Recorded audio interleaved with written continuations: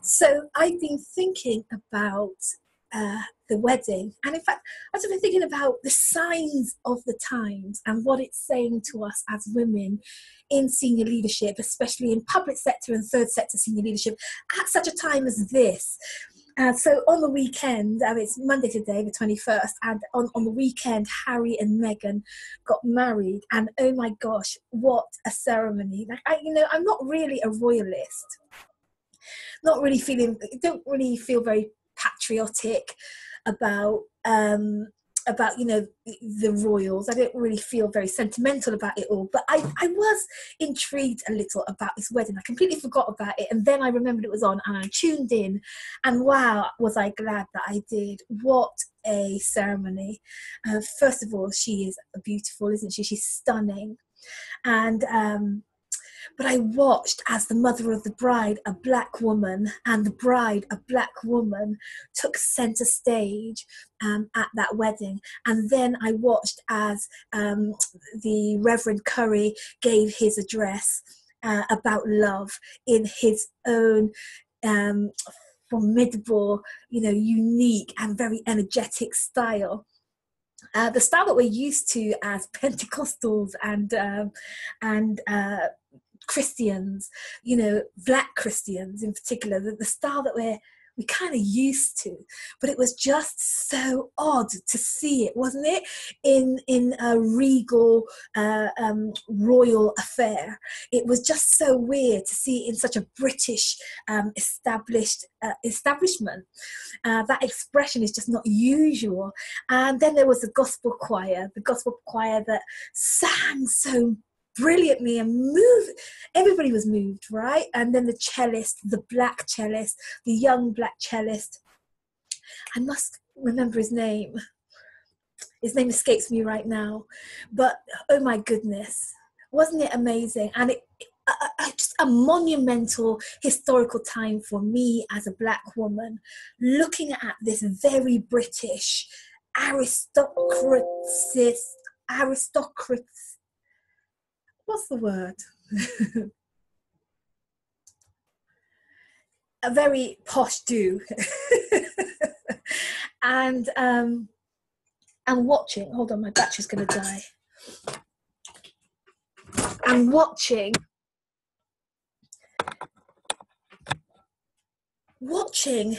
these black people like me taking center stage, playing a big part. Then there was the prayer by Reverend Rose, and so beautifully prayed. Another black woman taking center stage at such a British, what's that word? Is it aristocrat? I don't know what the words would be, but just a regal affair. And here we are being playing such a big part in making it what it was. And it spoke to me, about the season and the times that we're in. I mean, there were times gone by, like my mum will tell stories of signs in houses that said no Irish, no blacks, no Irish, no dogs, when people were letting rooms in their houses, that black people just weren't, white people just weren't, British people just were not backwards in coming forwards with their disdain at having black people in their country, and certainly didn't want them in their house, certainly didn't want them in close proximity, certainly didn't want them in their face.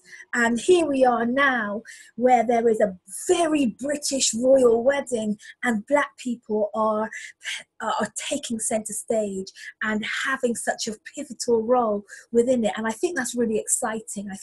I think it's a sign of the time for us as women in senior leadership at such a time as this, that there is coming a time when we as women and we as people of color are being ushered to bring our difference.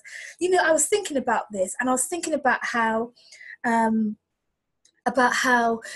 in my journey to Black womanhood, as a child growing right through, there was this sound that was made in my circles around speaking properly. And when we talked about speaking properly, it was about not speaking like a Black person, but speaking like the Queen, speaking properly like white people. It was like there was this endeavor for us to match, not just match, but be twice as good as the white people, be the same as them, look like them, talk like them, dress like them, go to the places that they go. If you go to the places that they go, then you've made it. Now that's just my experience, and I know it's not everybody's, but I know that for many of us, that was the experience, that we were trying to emulate being like them.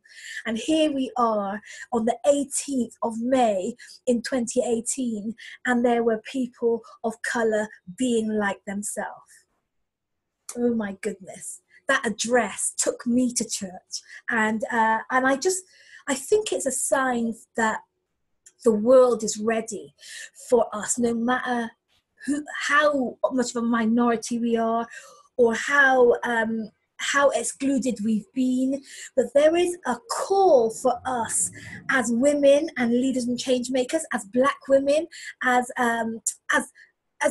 minorities, as different people, different women, to take our place in the spotlight, take our place, not just to, be there and, experience it and make it exciting and energetic, but to bring on our insights, to bring our wisdom, to bring our ideas, and to influence and to make a difference.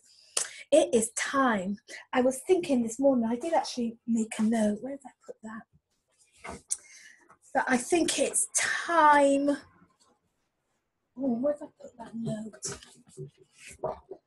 Yes, it's time for us to shake off complacency, shake off insecurity, and prepare to take our place as a higher level innovator and initiator of an influencer of real change, of new insights, new ideas, of innovative, creative solutions for the world that we're living in right now. It's time for it. The world is ready to receive. Now, of course, some people don't want us still, but who cares about that? The door is swinging right open before us. And so I think it's about us really brushing off our leadership act, and straightening up and deciding to get back in the game of high-level, credible influence. The face of influence is changing. And the question that I have for you today is, are you ready to be you in service of the mission that you've been passionate about, the mission in the third sector or the public sector that you serve or that you lead in? Because it's time for us. The door is swinging open. And I just thought I'd come by and just say that. See you later.